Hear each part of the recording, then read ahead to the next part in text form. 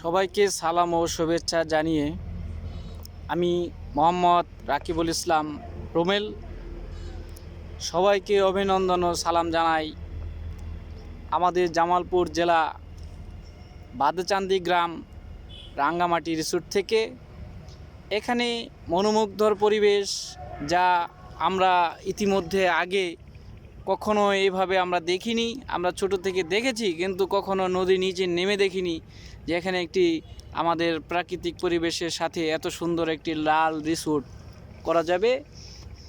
আপনারা যারা প্রাকৃতিক প্রেমী তারা এখানে আসতে পারেন, এসে এই যে আমাদের রাখিবার মতো বেড়ায় যেতে পারেন, কারণ এখানে তার অনেক ভালো লাগছে এবং সে খুবই হ্যাপি।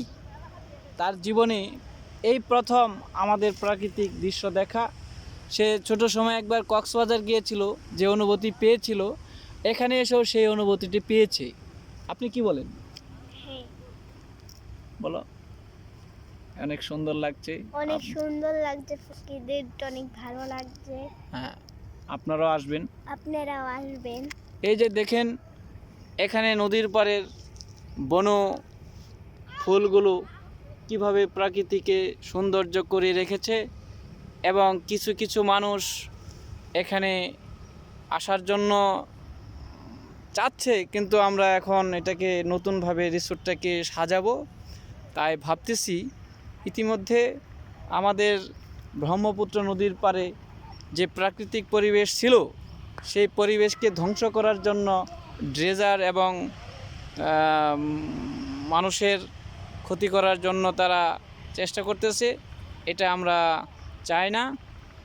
দেখেন চর এবং বীর মিলে আমরা একাকার হয়ে গেছি। এখন মাঝখানে শুধু নদী। এই নদীতে আমরা কখনো কখনো ছোট সময় সাঁতারে পেরে ওই পারে যে বাদাম খেয়েছি, তরমুজ খেয়েছি, ঘোড়া চালিয়ে ওই পাশে গিয়ে অনেক মজা করেছি। সেটা এখানে অনেক নদীতে মাছ ছিল, সে মাছ নেই, জল শুধু এখন ঘোলাটে। এখন রাঙ্গামাটি রিসোর্ট থেকে মোহাম্মদ রাকিবুল ইসলাম রাকিব এবং আমি রুমেল এবং রাকিবাও আমার সাথে আছে। হ্যাঁ, আপনারাও ইচ্ছা করলে আসতে পারেন আমাদের এই রাঙ্গামাটি রিসোর্টে। এই রিসোর্টে আমার পৈতৃক সম্পত্তি। এখানে আপনারা আসলে কোনো টাকা পয়সা আমি নিব না। এখানে আসেন, এখানে এসে আমাদের প্রাকৃতিক পরিবেশটা দেখে যান, তাহলেই বুঝবেন আমাদের গ্রামগুলা কত সুন্দর।